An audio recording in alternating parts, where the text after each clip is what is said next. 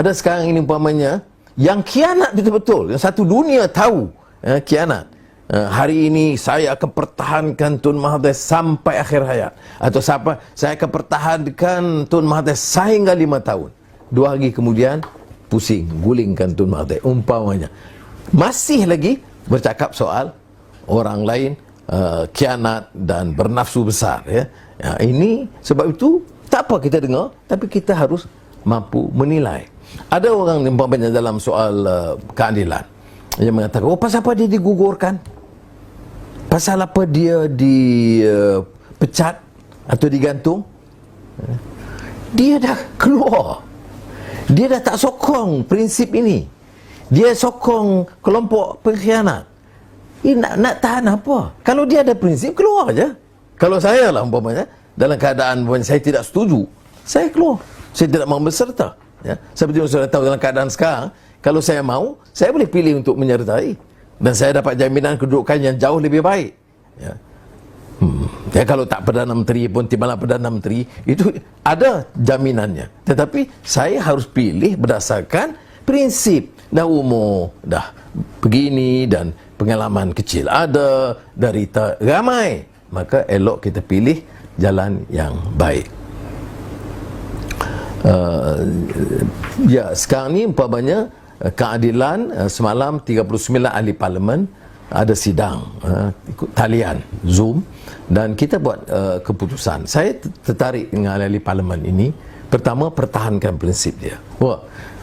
Ada ahli parlimen kata dia dipelawai jadi menteri, dia tolak kerana prinsip.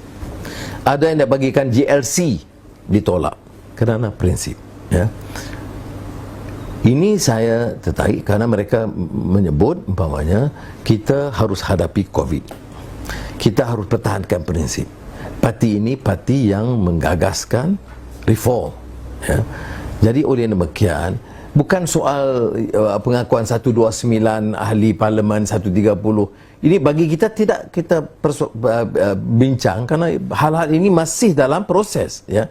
Belum muktamad. Kita sedang bincang dengan baik. Yang penting dalam perbincangan itu bukan soal nombor, bukan soal kuasa, ya. Kita dah banyak kali dah berkuasa. Pergi balik jahanam juga rakyat, kepentingan rakyat. Jadi yang penting ialah mengikat kita dengan agenda ke arah kebaikan. Kalau pegang ekonomi, apakah kita nak perkayakan anak kita, atau perkayakan kroni kita, ataupun nak teruskan dasar yang lama, atau bawa satu pendekatan yang baru. Dalam soal politik, apakah nak gunakan institusi untuk menekan musuh politik kita, atau nak jaga supaya institusi itu lebih bersih? Soal agama, apakah kita hanya nak bicara laung soal agama, tapi membiarkan rasuah ribuan juta orang boleh curi, tapi kita jadi jago agama?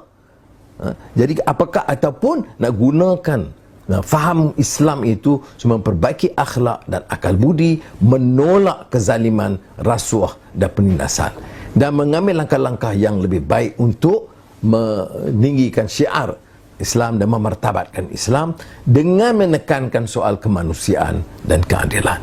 Jadi bagi saya ini yang penting. Jadi soal umpamanya orang nak tanya saya siapa calon Perdana Menteri apa semua, itu biar kita bincang dengan baik, ya, kita putuskan. Tapi yang penting bukan mengulangi kesilapan yang lama, tetapi supaya dapat kita pegang orang yang patuh kepada janji, jangan khianati amanah, yang bersih dan tidak menerima rasuah, dan dapat mengangkat martabat masyarakat dan rakyat. Ini yang disebut dalam agenda reformasi, dan saya terharu kerana muafakat 39 ahli parlimen itu, dia bicara yang pertama soal prinsip dulu.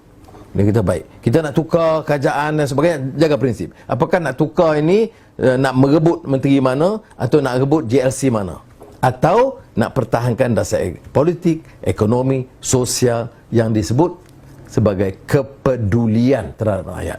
Saudara-saudari, ini satu cabaran yang besar. Dalam mana-mana sistem politik saya sebut, akhirnya dia jadi percaturan, persaingan, competing forces among the ruling clique atau elite. Ini yang disebut dia rebut.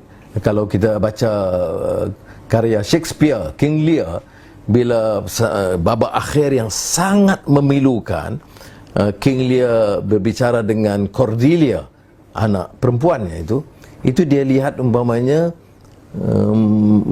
King Lear ni satu pemimpin yang zalim, tapi saat akhir itu dia baru ada agak sedar, tengok sandiwara, pentas drama yang dimainkan oleh tokoh-tokoh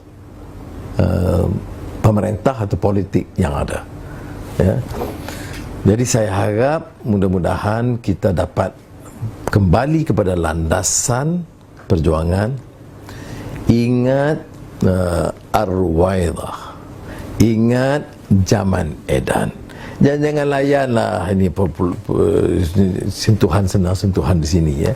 Ini umpamanya orang kata dia pengkhianat, dia nak alih, dia kata Anwar nak jadi Menteri Besar Selangor.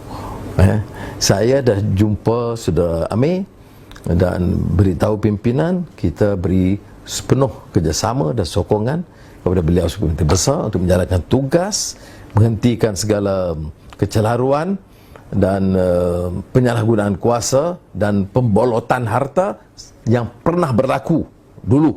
Ini kita betulkan, ya.